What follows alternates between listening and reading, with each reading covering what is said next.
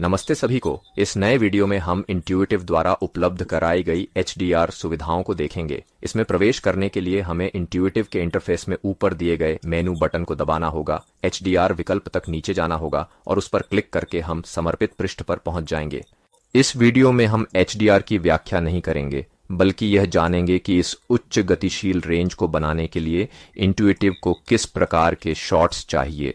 खासकर हम देखेंगे कि गणितीय माध्य विधि के साथ HDR, मैन्युअल ल्यूमिनेंस मास्क के साथ स्वचालित HDR रात और दिन की तस्वीरों के लिए कैसे काम करता है। हम रॉ तैयार करने वाले बटन का उपयोग भी देख सकते हैं। हमें इसलिए फील्ड में एक श्रृंखला की तस्वीरें बनानी होंगी जो रात की फोटोग्राफी या दिन की फोटोग्राफी के लिए विविधता प्रदान करें। दिन की फोटोग्राफी के लिए सामान्यतः कैमरे के एक्सपोजमीटर के अनुसार एक मानक तस्वीर ली जाती है। उसके बाद हमें एक या दो ओवर एक्सपोज्ड तस्वीरें और एक या दो अंडर एक्सपोज्ड तस्वीरें लेनी होंगी ताकि छायाएं हल्की हो सकें और उच्च रोशनी को पुनः प्राप्त किया जा सके। इस अनुक्रम को सामान्यतः केवल शटर स्पीड बदलकर और एपर्चर और ISO को अपरिवर्तित छोड़कर पूरा किया जाता है। आइए हम मैदान में HDR फोटोग्राफी के लिए तैयार की गई तस्वीरों का एक व्यावहारिक उदाहरण देखते हैं। इस स्थिति में हमारे पास 5 तस्वीरें हैं जो समय के अंतराल के आधार पर अलग अलग ली गई हैं। इनमें से कुछ अत्यधिक उज्ज्वल हैं। एक तस्वीर एक्सपोजीमीटर के अनुसार ली गई है जो कि मानक आधार तस्वीर है और 2 तस्वीरें अंडर एक्सपोज्ड हैं। रात की फोटोग्राफी के लिए डायाफ्राम और ISO समान रखे जाएंगे और केवल शटर स्पीड बदली जाएगी। मुख्य अंतर यह है कि पहली तस्वीर, जिसे हम एक्सपोजीमीटर के अनुसार 0 पैरामीटर पर लेंगे, सबसे पहली होगी। इसके बाद हमें केवल एक तस्वीरों की श्रृंखला बनानी होगी ताकि हम उच्च रोशनी को पुनः प्राप्त कर सकें। जैसे कि यहाँ तस्वीर में ऊपरी दाएं कोने में स्ट्रीट लैंप और दीवारों पर प्रतिबिंब जो बहुत अधिक स्पष्ट हो सकते हैं। इसे बेहतर समझने के लिए हम कुछ उदाहरण देखते हैं। यहाँ हमारे पास एक तस्वीरों की श्रृंखला है जो इस तरीके से बनाई गई है, जहाँ पहली तस्वीर अत्यधिक उज्ज्वल है और जैसे जैसे हम श्रृंखला को देखते हैं यह धीरे धीरे गहरी होती जाती है। अंततः केवल उच्च रोशनी के लिए समर्पित तस्वीरों की एक श्रृंखला बनती है। अब हम अपनी तस्वीरों को संपादित करने की प्रक्रिया शुरू करने जा रहे हैं। एरिथमेटिक मीडियम सबसे सरल और अत्यधिक प्रभावी तरीका है और मैं इसे विशेष रूप से रात की तस्वीरों के लिए पूरी तरह से सलाह देता हूं, जैसा कि यहां बटन पर स्पष्ट रूप से उल्लेख किया गया है। बटन दबाते ही हमारी लेवल लोडिंग विंडो खुल जाएगी और ब्राउज बटन दबाकर हम उन तस्वीरों को चुन सकते हैं जिन्हें एक साथ मिलाना है। यह प्रक्रिया JPEG, TIFF या RAW तस्वीरों पर की जा सकती है। मेरी सिफारिश है कि TIFF या JPEG तस्वीरों को मिलाने के लिए एरिथमेटिक मीडियम का उपयोग करें, यानी पहले से विकसित की गई तस्वीरों पर, बजाय इसे RAW पर करने के। फिर भी यह RAW फाइलों पर भी कोई बड़ी समस्याएं उत्पन्न नहीं करता है और इस प्रकार की फाइलों पर भी अत्यंत अच्छे से कार्य करता है। इसी प्रकार HDR को मैन्युअल तरीके से ल्यूमिनेंस मास्क के साथ भी किया जा सकता है। इसे TIFF, JPEG और RAW फाइलों पर भी तैयार किया जा सकता है।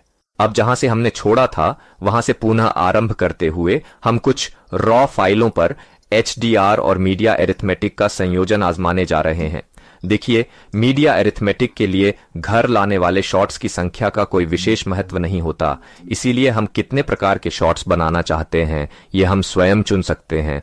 मेरा सुझाव है कि अधिक न करें, आदर्श रूप से 4 से 6 के बीच शॉट्स लें, ठीक वैसे ही जैसे ल्यूमिनेंस मास्क के साथ HDR के लिए भी यही संख्या अनुशंसित होती है।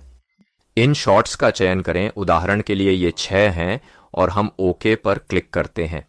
सॉफ्टवेयर स्वतः स्फूर्त रूप से कार्य करेगा जब तक कि हमें अंतिम परिणाम प्राप्त नहीं हो जाता। हम देख सकते हैं कि किस प्रकार यहाँ लैंप पोस्ट की रोशनी और दीवारों तथा अन्य क्षेत्रों पर परावर्तन को प्रारंभिक फोटोग्राफी की तुलना में पुनः प्राप्त किया गया है। आप यह देख सकते हैं कि किस प्रकार वह लिखावट जो प्रारंभिक तस्वीर में पढ़ी नहीं जा सकती थी, अब स्पष्ट रूप से पढ़ी जा सकती है। अब हम मैनुअल नाइट मोड के साथ एक फ्यूजन देखने जा रहे हैं, इसलिए इस मामले में भी सामान्यतः 6 से 4 तस्वीरें बनाना और धीरे धीरे शटर स्पीड को कम करके इन तस्वीरों को अंधेरा करना शामिल होगा। इसलिए मैं सामान्यतः जो करता हूं वह यह है कि मैं 5 से 6 तस्वीरें खींचता हूं। पहली तस्वीर 30 सेकंड ISO 100 पर शुरू करता हूं, इसलिए ISO बहुत कम होता है और डायफ्राम का आकार उस क्षेत्र के आधार पर थोड़ा बंद या खुला होता है जहां हम होते हैं। अगर क्षेत्र बहुत उज्जवल है तो डायफ्राम थोड़ा और बंद होता है, और अगर क्षेत्र बहुत अंधेरा है तो डायफ्राम थोड़ा और खुला होता है, ताकि मेरे पास 30 सेकंड की शटर स्पीड हो। इसके बाद मैं शटर स्पीड को आधा कर देता हूं ताकि प्रकाश को कम किया जा सके। आमतौर पर मैं प्रारंभिक तस्वीर 30 सेकंड की, दूसरी तस्वीर 15 सेकंड की, तीसरी तस्वीर 7 सेकंड की और इसी तरह से आगे बढ़ता हूं जब तक कि अंतिम तस्वीर अत्यधिक अंधेरी न हो जाए, जहां मैं केवल बल्ब और तस्वीर की उच्चतम रोशनी को पुनः प्राप्त कर सकता हूं। स्क्रिप्ट्स के संयोजन से पहले हम सामने के इंटरफेस को अच्छी तरह से समझ लेते हैं, इसलिए फोटो लोड करें पर जाकर हम उन तस्वीरों का चयन करते हैं जिन्हें संपादित करना है। इंट्यूटिव 4 से 7 तस्वीरों के बीच काम करेगा, इसलिए यहाँ बटन पर दिए गए नंबर उन तस्वीरों की संख्या होंगे जिन्हें हमें इंटरफेस में लोड करना होगा, जैसे 6 या 4 या 5 या 7। अन्य संख्या की तस्वीरों पर इंटरफेस काम नहीं करेगा, इसलिए मुझे मैदान में किए गए शॉट्स की संख्या का चयन करना होगा और इस संख्या को दर्ज करना होगा। यदि मेरे पास 6 शॉट्स हैं तो मुझे फोटो लोड करें दबाना होगा। एक बार इंट्यूटिव द्वारा स्तरों के रूप में लोड किए जाने के बाद, जिन्हें बाद में फ्यूज किया जाएगा, मुझे बस HDR6 दबाना होगा, यानी 6x6 तस्वीरें। सितारे रात की फोटोग्राफी को इंगित करते हैं। देखिए कि दिन की फोटोग्राफी में यहाँ सितारे नहीं हैं, इसलिए बिना सितारों वाले नंबर दिन के लिए होते हैं और सितारों वाले नंबर रात के लिए होते हैं। HDR के बगल में जो संख्या होती है वह उस संख्या को दर्शाती है जितने शॉट्स हमने मैदान में लिए हैं। HDR4 का मतलब होगा 4 शॉट्स, HDR5 का मतलब होगा 5 शॉट्स, HDR7 का मतलब होगा 7 शॉट्स। इसी तरह यह HDR मैनुअल विधि दिन की फोटोग्राफी के लिए ल्यूमिनेंस मास्क के साथ होगा। HDR5 5 शॉट्स, HDR9 9 शॉट्स और इसी प्रकार अन्य के लिए। रॉ तैयार करने की प्रक्रिया भी इसी प्रकार होगी। देखें HDR3, HDR7, HDR9, HDR5 सितारों के साथ ये प्रकार के बटन वास्तव में उस संख्या को दर्शाते हैं जो हम मैदान में कर रहे हैं, और प्रकार को भी सितारों के साथ वाले बटन रात की फोटोग्राफी के लिए होते हैं और बिना सितारों वाले दिन की फोटोग्राफी के लिए। अब हम प्रयास करते हैं, फोटो लोड करें। हमारी लोड लेवल्स की खिड़की खुलेगी। हम उन तस्वीरों को चुनेंगे जिन्हें हम जोड़ना चाहते हैं। इस उदाहरण में हमारे पास 5 तस्वीरें हैं। हम ओके दबाते हैं। इसके बाद इंट्यूटिव उन्हें स्तरों पर तर्क संगत तरीके से रखेगा, अर्थात उन्हें पुनः नाम देगा और उन्हें सही क्रम में व्यवस्थित करेगा ताकि उन्हें मिलाया जा सके। ध्यान देने योग्य एक महत्वपूर्ण बिंदु है जिस पर हमें ध्यान केंद्रित करना चाहिए, अर्थात इंट्यूटिव HDR1 स्तर सबसे नीचे और सबसे चमकीला होना चाहिए, जैसा कि यहाँ नोट में स्पष्ट रूप से बताया गया है। यदि HDR1 सबसे चमकीला नहीं होगा या स्तरों में किसी अन्य स्थान पर होगा तो इंट्यूटिव की स्वचालित प्रक्रिया सही ढंग से कार्य नहीं करेगी। इसलिए हमारे पास नाम बदलने या स्तर उलटने के बटन की सहायता होती है। अगर मैं स्तरों को उलटता हूं तो मैं उन्हें उलट सकता हूं और नाम बदलने के साथ हम उन्हें पुनः नाम दे सकते हैं। महत्वपूर्ण यह है कि यदि मैं ऐसी स्थिति में हूं जहां HDR5 सबसे चमकीला है तो हमें नाम बदलना चाहिए, उसे HDR1 कहना चाहिए और स्तरों को उलटना चाहिए। यदि मैदान में लिए गए शॉट्स सबसे उज्जवल से लेकर सबसे गहरे क्रम में व्यवस्थित किए गए होंगे तो संपादन के लिए सब कुछ पहले से ही पूरी तरह से तैयार होगा, अर्थात अगले बटन को दबाने की प्रक्रिया। यदि हम मैदान में इन शॉट्स को किसी भिन्न तरीके से लेंगे तो हमें उन्हें व्यक्तिगत रूप से क्रमबद्ध करना आवश्यक होगा। एक बार जब हमारी तस्वीरें सही ढंग से क्रमबद्ध हो जाती हैं तब हम प्रिपेयर रॉ बटन दबा सकते हैं। ऐसा क्यों? क्योंकि ये तस्वीरें, जैसा कि हमने आरंभ में देखा था, रॉ प्रारूप में खींची गई थीं। इस प्रकार यह खंड हमारी सहायता प्रदान करता है। हमारे उदाहरण में 5 तस्वीरें हैं, 5 स्तर हैं और मुझे HDR5 बटन का उपयोग करना आवश्यक होगा सितारों के साथ, क्योंकि ये रात्रि के समय ली गई तस्वीरें हैं। जैसे ही HDR5 नाइट पर क्लिक करेंगे, इंट्यूटिव शॉट्स को सबसे उपयुक्त तरीके से संयोजित करने के लिए तैयार करेगा। यह प्रक्रिया पूरी करने के उपरांत मुझे केवल HDR5 बटन को दबाना होगा। कुछ ही क्षणों में आप देखेंगे कि यह हमारा HDR कैसे तैयार करता है। यह स्ट्रीट लैंप की उच्च रोशनी को अत्यंत प्रभावी ढंग से पुनः प्राप्त करता है। चलिए प्रारंभिक उदाहरण को पुनः देखते हैं। आप देखेंगे कि यह कितना अधिक चमकदार था और हमारे अंतिम परिणाम में इसे कितनी अच्छी तरह से पुनः प्राप्त किया गया है। यह उदाहरण सीधे रॉ में खींची गई तस्वीरों पर आधारित था। अब हम टिफ या जेपेग तस्वीरों पर स्वचालित ल्यूमिनेंस मास्क के साथ मैन्युअल विकास का एक उदाहरण प्रस्तुत करेंगे। इस उदाहरण में मैंने फील्ड में रॉ तैयार किए, फिर घर पर कैमरा रॉ या अडोबी लाइटरूम में विकास के दौरान मैंने व्यक्तिगत शॉट्स को विकसित किया ताकि प्रत्येक से सर्वश्रेष्ठ निकाल सकूं। चलिए पुनः हमारी विंडो में फोटो लोड करें, बटन दबाते हैं और उन शॉट्स को खोजते हैं जिनमें हमें विशेष रुचि है, जैसे कि ये हैं। हम उन्हें चुनते हैं, उदाहरण के लिए 5। ठीक है। देखते हैं कि यह उन्हें स्तरों पर कैसे व्यवस्थित करता है। पहला स्पष्ट था और आखिरी गहरा था, इसलिए स्तरों पर क्रम सही बना रहता है। मैं दोहराता हूं कि सबसे निचला स्तर HDR1 होना चाहिए और यह सबसे चमकदार भी होना चाहिए। मैं प्रिपेयर रॉ बटन दबाने से बचता हूं क्योंकि मैंने इसे कैमरा रॉ में स्वतंत्र रूप से विकसित किया है और सीधे HDR5 दबाता हूं क्योंकि यह रात की फोटोग्राफी के लिए 5 स्तर हैं। एक बार दबाने के बाद आप देखेंगे कि यह प्रारंभिक शॉट की तुलना में कैसे पुनः प्राप्त करता है जो यह था।